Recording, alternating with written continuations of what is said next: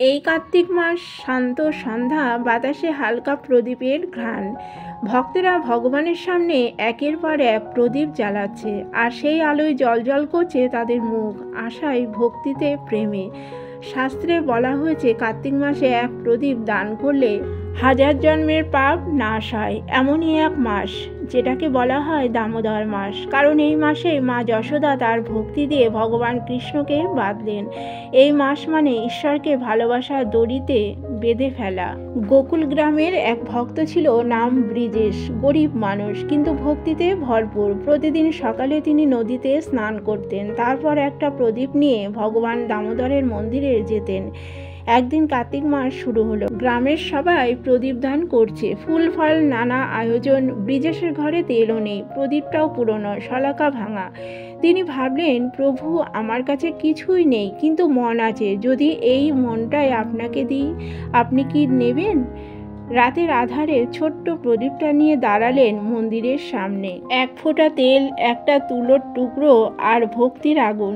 তিনি জ্বালিয়ে রাখলেন প্রদীপটা আর চোখ বন্ধ করে বললেন, হে দামোদর, আমার জীবনের অন্ধকার দূর করো। পরদিন সকালে গ্রামের লোকেরা দেখলো মন্দিরের সব প্রদীপ নিভে গেছে, কিন্তু ব্রিজেশের সেই ছোট্ট প্রদীপটা এখনো জ্বলছে, উজ্জ্বল, অদ্ভুত দীপ্তিতে। লোকেরা অবাক। পুরোহিত বললেন, যার মন যত পবিত্র তার প্রদীপ তত দীর্ঘস্থায়ী। ব্রিজেশের জীবনে সেই দিন থেকেই পরিবর্তন এলো। চাষে ভালো ফলন হলো, সংসারে শান্তি, মুখে হাসি। সবাই বলল, ভক্তির এক প্রদীপ বদলে দিল ব্রিজেশের ভাগ্য। এই গল্প শুধু এক ভক্তের নয়, এটা আমাদের সবার গল্প। আমাদের মনেও অন্ধকার থাকে, সন্দেহ, কষ্ট, অহংকার, দুঃখ।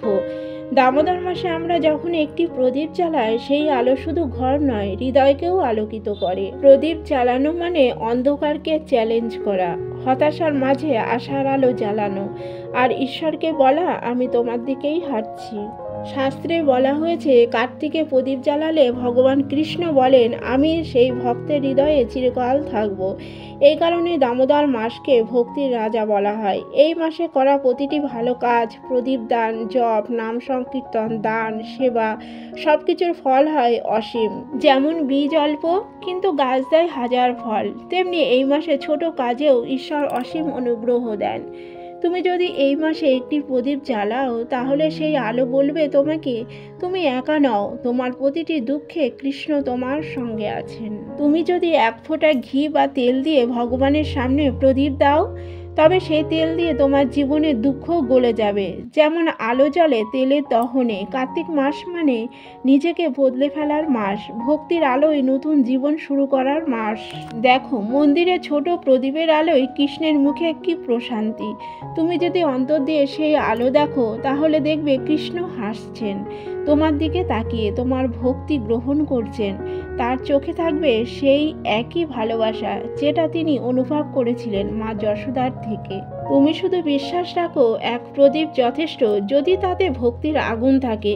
কার্তিক মাস আমাদের শেখায়, ভক্তি কোনো ধন সম্পত্তি চায় না, ভক্তি চায় কেবল ভালোবাসা আর আন্তরিকতা।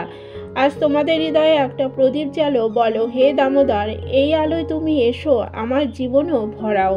ভগবানকে খুঁজো না দূরে, তিনি তো তোমার হৃদয়ের ভেতরেই বসে আছেন। সেই আলোয়, সেই প্রদীপে, সেই নিঃস্বার্থ প্রেমে। হরে কৃষ্ণ কৃষ্ণ কৃষ্ণ হরে হরে, হরে রাম রাম রাম হরে হরে। এক প্রদীপ জ্বালাও আর জীবনের অন্ধকার দূর করো। এই দামোদর মাসে ভক্তি হোক তোমার জীবনের আলো। লাইক, কমেন্ট ও শেয়ার করো। ভক্তির এই আলো ছড়িয়ে দাও সর্বত্র।